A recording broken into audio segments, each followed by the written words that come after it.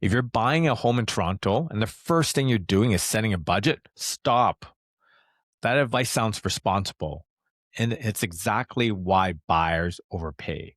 I know that sounds backwards, but after helping hundreds of buyers in Toronto, I'm going to tell you this. The people who get burnt aren't reckless.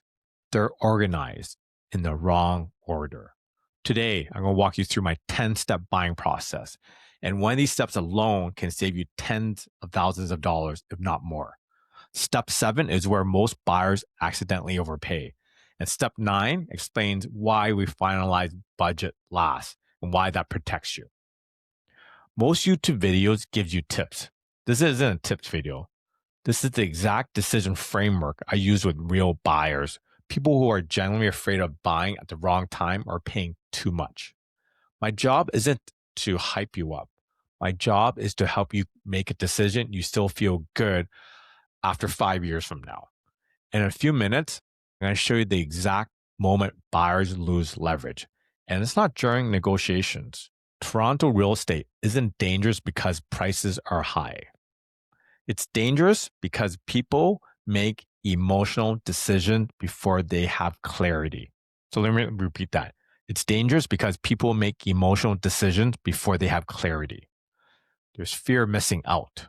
There's too many choices, too much pressure. This process exists to remove panic from the decision because panic is expensive. So step 1, it's a discovery deep dive. So step 1 is called this because this is not house hunting. This is alignment. We're not talking about listings yet. And we're talking about your life. What's not working in your current place? What frustrates you every single day when you walk through the door?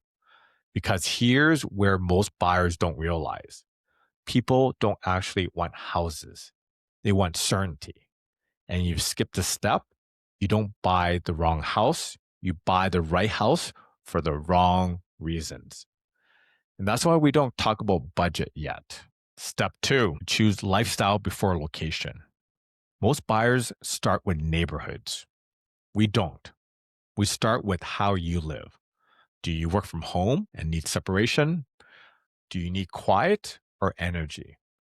How much noise, density, and compromise can you actually tolerate? Because buying in the right neighborhood won't save you if the home doesn't fit your daily life.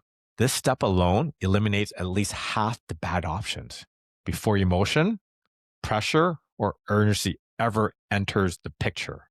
So step 3, it's market context, not predictions. I don't predict markets. I explain consequences. What happens if you buy now? What happens if you wait? What does each choice cost you financially and emotionally? Data doesn't create pressure.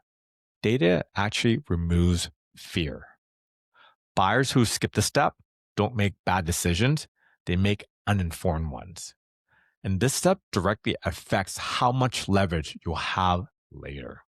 So step 4, the funnel method. Scrolling listings creates false confidence. You feel productive, but you're actually getting overwhelmed. More options don't create better decisions. Fewer options do. Think about when you went to a restaurant when there's 100 things on the menu, or you go to a very nice restaurant, there's only 3 things. Which one was easier to choose? So when we're looking at real estate, we use a funnel. We look at the must-haves, deal breakers, nice to haves. And without the step, buyers don't overpay because they're emotional. They overpay because everything starts to blur together. So this step creates clarity before competition. Step 5, seeing homes with intention. So every showing has a purpose. We're not hoping, we're not testing fit. How does the space feel when it's quiet? How does it function when you're tired, busy, or stressed? We observe first. We decide later. So buyers who skip the step confuse excitement with suitability. And that's where regret starts. Step 6 is understanding true value. Price is what you pay. Value is what you live with. I'm talking about layout, light, flow, storage. how this home feels on a random Tuesday, not just on offer night or on the open house weekend that we went to go see the place. Buyers who skip the step don't notice problems right away. They notice them after the adrenaline wears off. And by then, it's too late. You bought the home. Step 7. This is where overpaying actually happens. This is the most important step. Overpaying does not happen on offer night. It happens a week earlier when buyers are emotionally anchored to the wrong house. The house you love the most is the house you negotiate the worst on. So when you have multiple good options, you have leverage, you have choices, and you can make decisions. When you have one emotional favorite, you have none. And this is where tens of thousands or even hundreds of thousands of dollars quietly disappear. Okay, step 8, the offer strategy, ninja style. Winning doesn't mean paying the most. It means reducing the seller's risk. So we're talking about clean terms, clear timing, certainty. No, we don't pressure the sellers and we make it easy for them to say yes. So buyers who skip the step don't lose home, they lose leverage. And step 9, this is why budgets come last. Now we talk about budget. Not first, last. Because budget is not a starting point. It's a result after options, after market context, after understanding risks. Budget first buyers shop scared. Budget last buyers shop clear. This is how buyers avoid buyer's remorse. I'm not saying to spend $2 million when your budget is $1 million, but we're saying that first we look at all those items first, and then we introduce budget into it. And sometimes with all the things that you need, it might be on the higher end. Best case might be on the lower end of your range.